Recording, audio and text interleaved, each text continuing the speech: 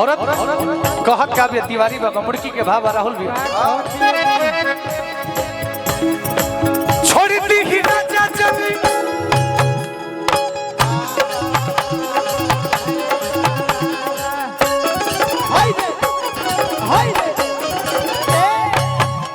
ममता जी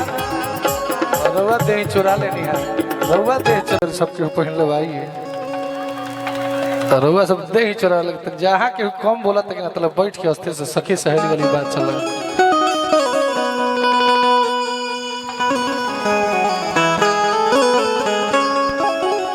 दू जनी होने रहो दू जन हमारो साइड में रहो तो हमरो के एनर्जी मिली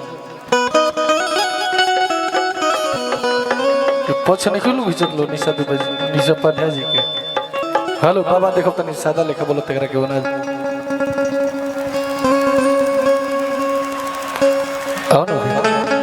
पुनः आपके स्वागत बंदन अभिनंदन बा तो निशा जी खाती को बात जो हम हर बार कहेला तो का कहत नहीं भाई तने हल्का से डिले दे दी ना वो background hello hello hello hello hello hello hello hello एगो रउआ खाती बात कहत नहीं निशा जी खाती अरे किछु अलग पे लगे जैसे पकल खारा पूजा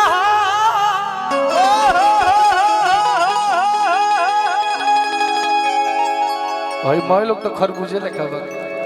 ना जी खरबूजा पर चाकू गिरे चाहे चाकू पर खरबूजा गिरे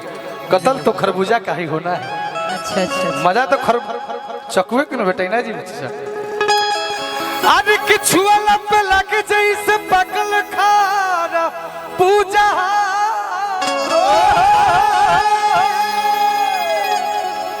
अरे कि फकला पे लागे जैसे मकई के भूंजा कि सबके छुएला तो कुछ नहीं बोले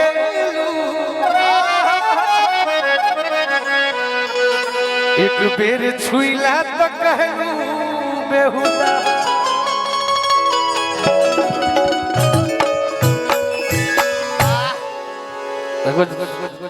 पहले शुरू में हमने सभ्यता से स्टार्ट कर जा धीरे धीरे गाड़ी का शीशा पर तो रख ले भाई कोनो बात ना भाई घिंचाई ना घिंचाई तो का हो लगातार चलते बाटे और गायकी होके तो मर्दावा का कि जब निशा उपाध्याय जी जब आप महिला हो के हमने के लजवा दी ना तो हमने के कहे ना जी तो कैसे रुआ को गाना गौनी है जब दुआरे बारात लागो लगता रुआ सब गाई ले जाए अरे कि अपन खोरिया अरे बहारा फलन अरे कि अवतार दूल्हा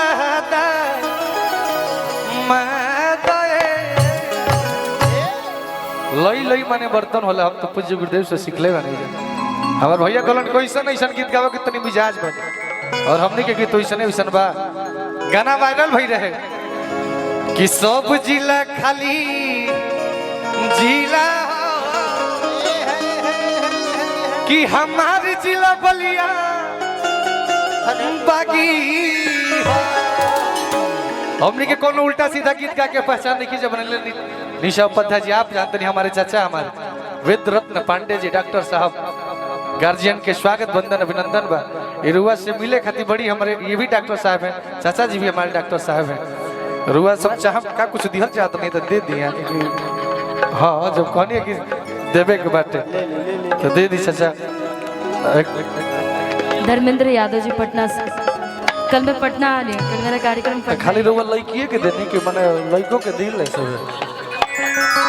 नहीं तभी थोड़े ना पैसो हमारे पास पैसा ले का है भाई जान तरवा लेके अपना घरे रहे जाना तड़े वहाँ के कि लड़का में ज्यादा खर्च ना बावे रोवा बात काट के निकला तनी के जान बसल बा जब बोले है ना अब लड़की जब तक 16 श्रृंगार ना करी तब तक कैसे चली तो देखिए हम इसमें खर्च बहुत ज्यादा बावे ना बिल्कुल बिल्कुल देखिए अपने तो अपने होते हैं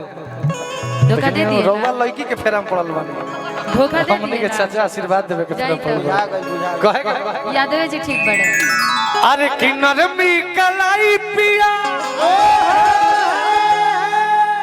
अरे की ऐसे चली दबाई। सुहाग रात के समय के बात है। पति पत्नी एक सेज पे सुतल वालो समय भोर के हो गिल बाटे, घर में चूड़ी खनखनाहट के आवाज, ननद सास लोग जाग गिल बाटे, औरत संस्कारी भी है तो कहती कि राजा जी समय दूसर हो गिल बाटे, रुआ बहरी जाएंगे। हाँ जाइए अब हमरा के घरे अकेले रहे दी डॉक्टर साहब। कि नजमी कलाई पिया अरे की ऐसे चली दबाई जी निशा जी कि देखी ना होई पहले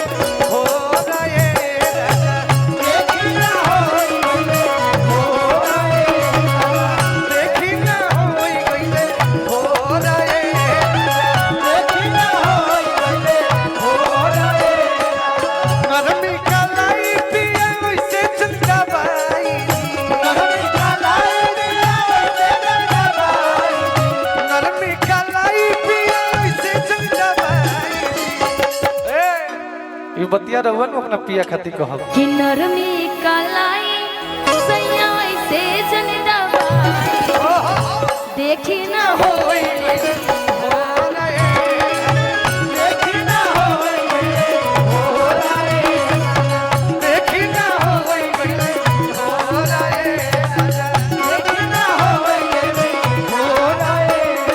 तुमको चाहा था तुमको चाहेंगे, जो की वो निभाएंगे। सपना में तो दिल जाए, हमको तुमसे प्यार है, हमको तुमसे प्यार है, हमको तुमसे प्यार है, हमको तुमसे प्यार है। देखी ना होई पहले हो रहे राजा, देखी ना होई पहले हो रहे राजा। भोजपुरी गीत गौने में मुर्गी के बड़ी महत्व है। हाँ जी और जब भोजपुरी कैसन ऐसन कलाकार हाँ जो मंच पे विराजमान बनी जाए, जुबली तासा भांगड़ा हमारा भैया के तरफ से, मुर्तजा भैया के तरफ से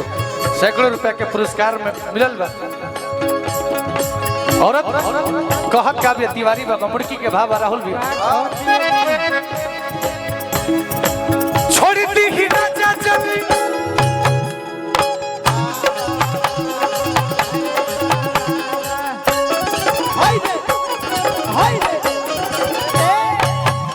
ममता जी रउआ देह चुरा लेनी है, रउआ देह चुरानी है। गोलू भैया देह मत चुराई तनी आई मिजाज में। हम ममता जी और हम क्षमता के जानत तनी जगह इतने में जब जैसन तब तैसन ना, तो मरद कैसा मरद ये मेहरारू के रूप में मरद बड़ी लोग। देखी हमरा विशाल ट्रांसपोर्ट भैया की तरफ से, कदम चौराहा काली चरण यादव भैया की तरफ से पुरस्कार मिलल बा। ये मुर्गी के भाव लागल बा। हाय हाय हाय ममता ताको है ना, आपका ध्यान किधर है, आपका यार इधर। हेलो हेलो हेलो भोगल थोड़ा बढ़ा दीजिए। गोलू भैया कि छोड़ दी ही राजा चली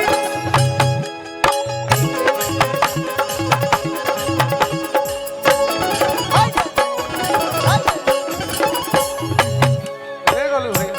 इनकर क्षमता हम देखलिए, अब हमारा करे जाके देखते जे आजकल सनी के बड़ी प्यार करत रही, सनी के बड़ी मानत रही, हमरो के ना तनी इहो के देवे के बाद जे गावत ओकरे के देतनी जरूर सो।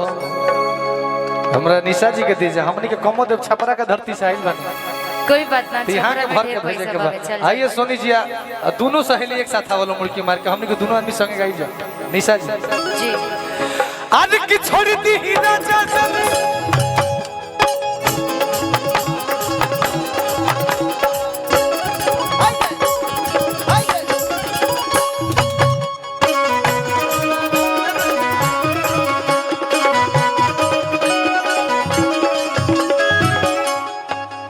लगा था कि हमारा से जब ले मुर्गी ना मरवाई लो, हम मुर्गी मार दे तो हम लोग लजाए के पड़ जाए, जब हम मुर्गी मार दे लजाए के पड़ जाए। ऐसे चाहते कि तो हम लोग क्रेडिट खराब ना हो के इसे अपना घर ले बने ना, तो हम निशा जी जब मुर्गी मार दे जाके ना मारल जी समय आने दीजिए। गौरी जी तीनों लोग आए एक साथ कैसे आज की छोड़ दी ही राजा चली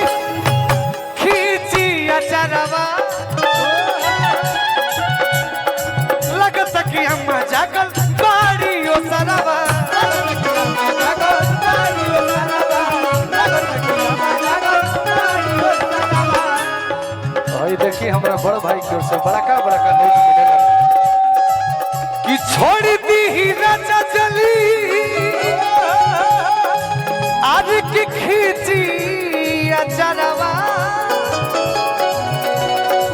लगत कि हम मजा कर बाड़ी ओ सरवा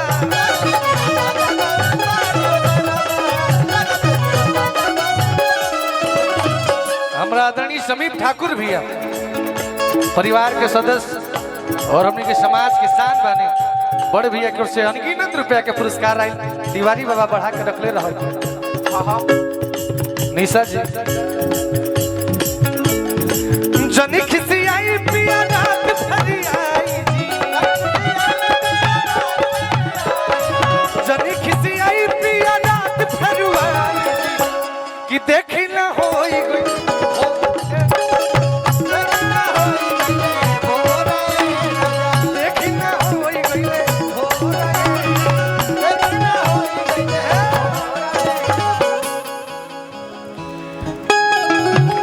बंद कर दो रोको अरे दोनों में के बराबर छोड़ दे ही हो गई ले हो रे राजा लेकिन समय के हिसाब से भोर ना तो पति प्रदेश जाए बाहर जाए जी जी के चाहेला कौन पत्नी चाहेले जी ना जी और रउआ जैसन पति प्यार करे वाला मिल जाए तो पत्नी तो कबो ना कहिए के जी रउआ छोड़ तो दिया वो जाए। छोड़ के चल जातरी सजी खूब प्यार करबो तब बेवफा निकल जातरी सल्लाई पता ना रउआ दिले तो दोसर गलत जगह लगावत नहीं जा रउआ के छोड़ के चल जाता तो रउआ ना लगा ली दिलवा कि हमरे इन्होंने ना आप रउआ पहले एग्रीमेंट दे देले बनी कहीं और खाली रही तो दे देते ना तो ना हो गेल बटे राहुल करवे तो कहानी में टूट के चल जाता रे सन ना तभी ले हम अजमैले नहीं किए बोलिए कैसे ब्यास जी ये के कहीं लगावे खातिर कर रहा अजर अमर हो जाए हां भाई मान ली रउए नियर पति बाड़े पत्नियां खुश भी है अपना पति से जी जी मानी के नहीं खे बड़ा मानिए लेवे को बा कि बलिया से लई ले हबाली ए सजे